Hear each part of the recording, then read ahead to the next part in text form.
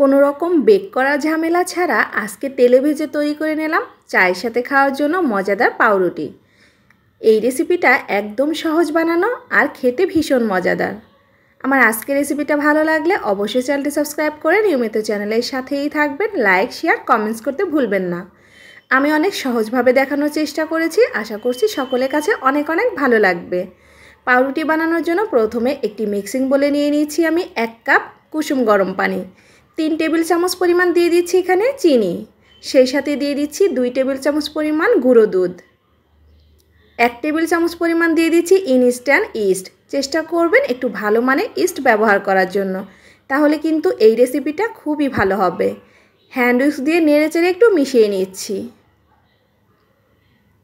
মিশিয়ে নেওয়া হয়ে গিয়েছে, এবার স্বাদ মতো লবণ দিয়ে দিলাম, আবারও একটু ভালোভাবে মিশিয়ে নিলাম। এরপর এখানে দিয়ে দিচ্ছি 2 কাপ পরিমাণ ময়দা, তবে পরবর্তীতে ময়দা লাগলে সেক্ষেত্রে কিন্তু অ্যাড করা যাবে। প্রথমে খুব ভালোভাবে মেখে নিতে হবে, এরপরে আরও ময়দা লাগবে কি না সেটা বোঝা যাবে। আমি একটু সময় মেখে নিয়েছি, আমার কাছে মনে হচ্ছে এই ডোটা একটু নরম হবে, তাই আমি আরও অল্প কিছু ময়দা এখানে অ্যাড করছি। এই ধরেন হাফ কাপের একটু বেশি পরিমাণে। এখন আমি মোট এখানে 2.5 কাপের একটু বেশি পরিমাণ ময়দা অ্যাড করেছি। এবার খুব ভালোভাবে মেখে নিচ্ছি। একটু সময় ধরে মেখে নিলেই দেখা যাবে এই ডোটা কিন্তু পারফেক্টভাবে সফট হয়ে যাবে। যখন এই ডোটা খুব ভালোভাবে মেখে নেওয়া হয়ে যাবে, ওই পর্যায়ে এখানে দিয়ে দিচ্ছি 2 টেবিল চামচ পরিমাণ বাটার। আপনারা বাটারের পরিবর্তে এখানে তেলও ব্যবহার করতে পারেন, তবে বাটার দিয়ে এই নাস্তাটা বানালে অর্থাৎ এই পাউরুটি বানালে সুন্দর একটা ফ্লেভার পাওয়া যাবে খাওয়ার সময়, আর খেতেও ভালো লাগবে। তো আমি ডোটা মাখিয়ে নিয়েছি, এবার অল্প একটু তেল উপরে দিয়ে দিচ্ছি, এতে করে এই ডোটার উপরটা কিন্তু ড্রাই হবে না। এবার একটি র্যাপিং পেপার দিয়ে র্যাপ করে আমি 1 ঘন্টার জন্য রেস্টে রেখে দিব। চেষ্টা করবেন একটু গরম জায়গাতে এই বোলটা রাখার জন্য, তাহলে কিন্তু ফুলে 3 ডবল হয়ে যাবে। তো আমি 1 ঘন্টার জন্য একটু গরম জায়গাতে র্যাপিং করে রেখে দিচ্ছি রেস্টে। তো 1 ঘন্টা পর দেখতেই পাচ্ছেন এই ডোটা ফুলে 3 ডবল হয়ে গিয়েছে। এবার এই র্যাপিং পেপারটা আমি উপর থেকে তুলে নিচ্ছি আর 1 মিনিটের মতো এই ডোটাকে খুব ভালোভাবে মেখে নিচ্ছি। এতে করে এই ডোটা কিন্তু আরও বেশি সফট হয়ে যাবে।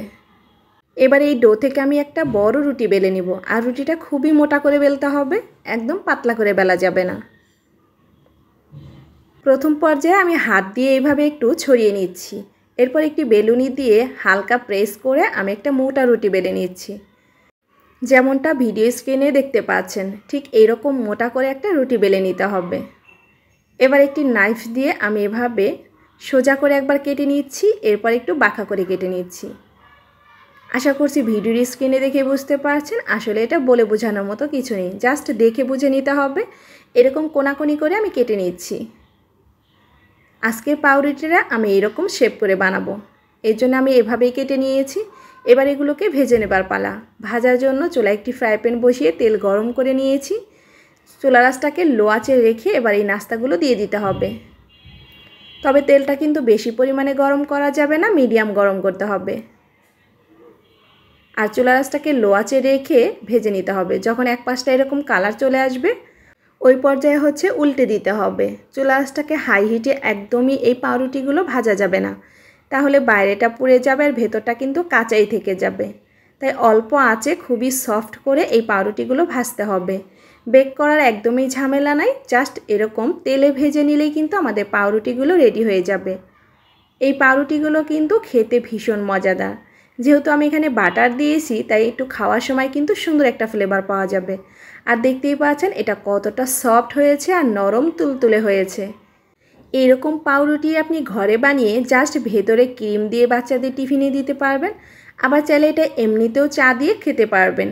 বিকেলে নাস্তার জন্য এর চেয়ে সহজ আর পারফেক্ট রেসিপি হতেই পারে না। এটা খেতেও ভীষণ মজাদার, বানানো খুবই সহজ। আশা করছি আমার আজকের এই সহজ নাস্তা রেসিপিটি খুবই ভালো লেগেছে। রেসিপিটি ভালো লাগলে অবশ্যই চ্যানেলটি সাবস্ক্রাইব করে নিয়মিত চ্যানেলের সাথেই থাকবেন। সবাই ভালো থাকবেন, সুস্থ থাকবেন। আজকের মতো এখানেই বিদায় নিচ্ছি। আল্লাহ হাফেজ।